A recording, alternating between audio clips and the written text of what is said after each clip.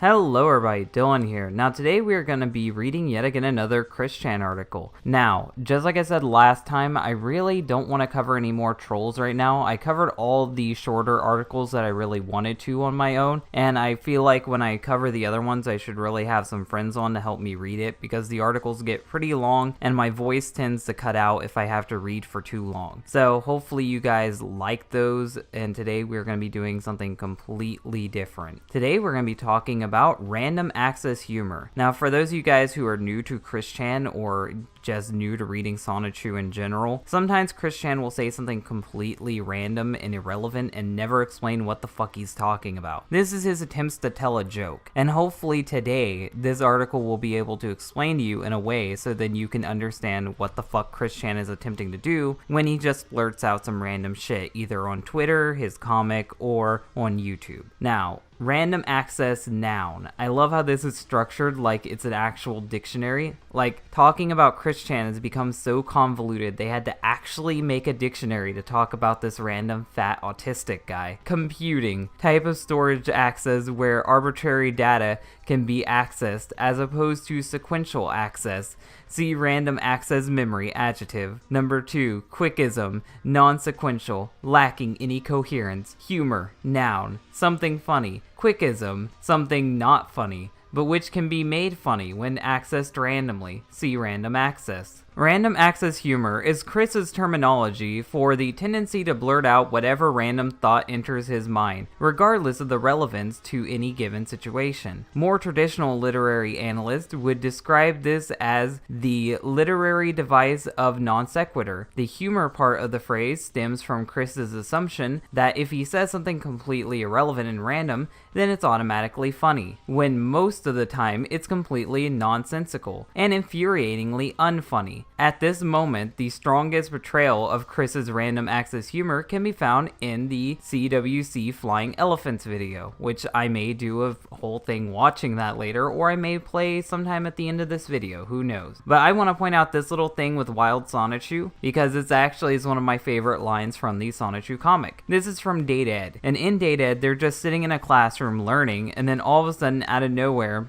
fucking Wild Sonichu splurts out Snurgin Flurgin. Now, Snurgin Flurgin, I have no idea what the fuck it means. I have no idea where it came from, and you know what? I don't care. I don't care. I don't want to know what it means. I just love that he just randomly blurts out in class something like Snurgin Flurgin. I find it to be funny. And it's proof that sometimes with Chris Chan being completely random, it can be funny. But it wasn't really Chris Chan being random, it was fucking Wild Sonichu being random, and I only found it funny because I think Wild Sonichu is having a stroke in the middle of class and no one's trying to help him. Sorry, I caught a bit of the giggles just remembering that. Like many of Chris's strange mannerisms, this is likely linked to his autism. A common symptom among autists is echolalia. I hope I said that right, where they constantly repeat phrases in their favorite television shows, movies, video games, etc., regardless of whether they will fit into the current situation. Chris just so happens to take this to ridiculous levels, because Chris Chan takes everything to ridiculous levels. Ironically enough, Chris's random access humor is often unoriginal. Jokes are mostly taken from Adult Swim shows, Monty Python's Flying Circus, Family Guy, or even shows like Ed, Edd n Eddy and Samurai Pizza Cats, a show that I doubt most of you have even watched. Taking them completely out of context, he fails to understand that the purpose of these jokes, for example Monty Python's comedy, was sculpted specifically to satirize British culture of their era, and not simply random for the sake of random. This shows that even when Chris doesn't have to make any sense, he still has a hard time coming up with any of his own original material. When Chris is original, it's mostly in the form of childish rhymes or word plays that would make Lewis Carroll roll in his grave. His sex joke, anyone? This is due to Chris being a somewhat concrete thinker, having a tough time understanding abstract concepts, which yet again could be caused by the autism, including humor. Because of this linear thinking, he has the tendency to take jokes literally. This is yet again another symptom of his autism. Autistic people have a hard time picking up satire, and they have difficulties telling when you are being sarcastic towards them. Because of this linear one you're thinking, he has a tendency to take jokes literally. Example, the time that Bob told Chris a joke about Obama painting the White House black if he won the 2008 election. Chris took this literally and drew Obama actually going out with a paintbrush and painting the White House black. That actually made its way into the CWCki comics, so enjoy finding that one. One occasion of note is the line in CWCki number 2, wherein CWCki, after being commanded to retreat, retorts with, "You don't have to tell me twice, but during the Stone Age," which I love that line in the comics because I had no idea what it meant, and I love trying to figure out what it meant, but this article actually explains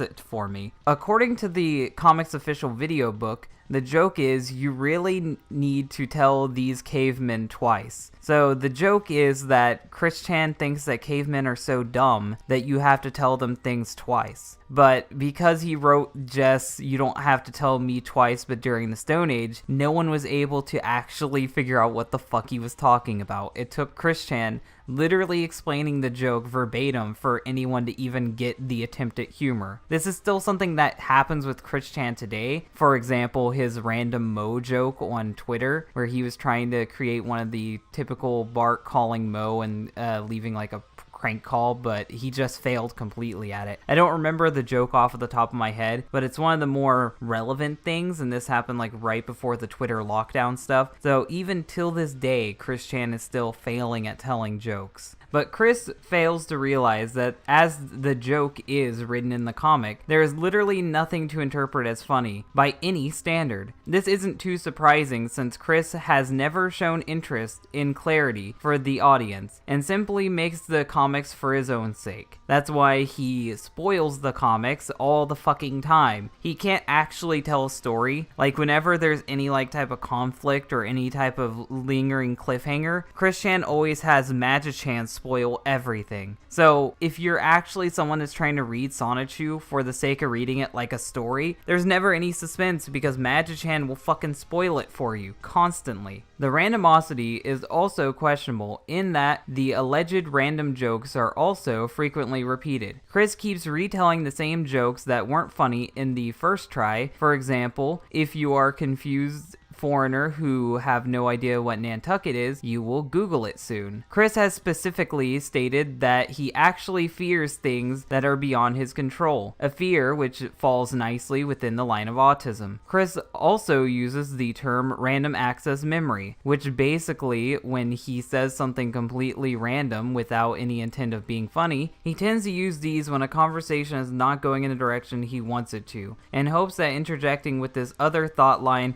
will briefly distract him from that. And this is a quote from Chris Chan. "Well, just like a computer, my brain is random. It picks memories at random. I cannot simply access them sometimes, even though most of the time I can, but sometimes I can't, and they later come back to me at random." That's a quote from Chris during the father call, showing off his mad computer science and neuroscience skills. Random ramblings. In November of 2007, a misguided attempt to help Encyclopedia Dramatica to get to know him better and stop trolling him, Chris added the following to his ED page. "Each brain in every person in the world is a computer, complete with infinite GB, RAM, emphasis on random, and our autistic hero is no exception. Here are some of his ramblings that can make him comparable to TV talking styles of Junkions," I have no idea what the fuck that is, and I don't care, "who got it from watching too much TV." And so now, apparently, because this article fucking hates me, they literally list out all of Chris's random ramblings. I guess I'll try to read some of that. I'll try to read some of this absolute garbage. "Carrots are good for your eyes. Can it dial a phone?" That makes no fucking sense, and I'm not clicking on that. I'm not fucking getting the explanation myself. You will endure this, and you will be as confused as everyone when they first hear this shit. "Uncle Spunky is a funky monkey. Yellow is a mellow color." That was actually in a song that Chris wrote. "All aboard, here we go, let's go somewhere else. I once knew a man from Nantucket, and he had on his head a silly bucket." I actually knew that one. "I'm gonna call my lawyer. His name is Tom Sawyer. He has a daughter named Sue, who has been visiting from her Uncle Sam for many years." That's not even rhyming, Chris. No, I'm not reading that. No, I'm fucking done. I'm done. I'm fucking bored here. I bet you guys are bored. If you want to read the rest of that, go to the article. But yeah, random access humor.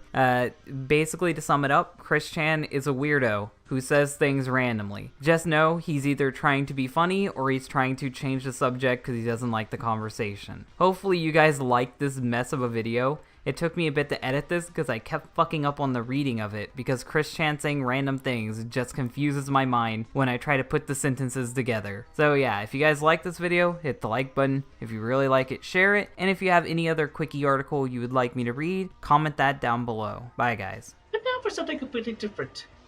A man impersonating Tally the towel. Oh my goodness! My pussy is wet. Don't forget to bring the towel. What?